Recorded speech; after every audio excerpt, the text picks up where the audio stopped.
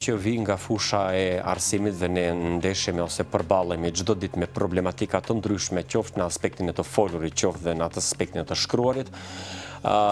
Fatkeqësisht them që gjuha shqipe çdo ditë e më shumë po bastardohet nga fjalë të ndryshme që përdoren pra vend e pa vend. Megjithatë, kemi edhe neologjizma ose fjalë të huaja, të cilat nuk duhet ta kenë vendin në të folurit e gjuhës shqipe, por edhe në të shkruarit.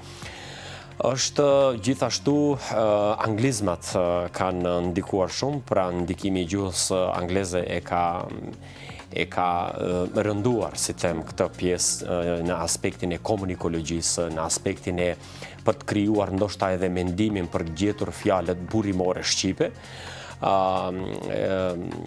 Në pasjen ose të them në fjalorin e gjuhës shqipe ekzistojnë fjalë shumë të bukura, ekzistojnë shumë fjalë të mira burimore të cilat i kanë përdorur edhe rilindasit kombëtar shqiptar në për veprat e tyre.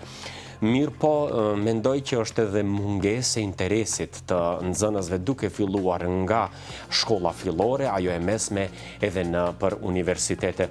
Përballemi që në përditshmëri e vrejmë edhe tek qasja dhe mënyra se si drejtohen ata, nuk shohim një gjuhë të pastër, nuk shohim një gjuhë e cila mund t'i ketë elementet të cilët i përkasin pra gramatikës së Shqipës ose më mirë të them gjuhën letrare standarde shqipe.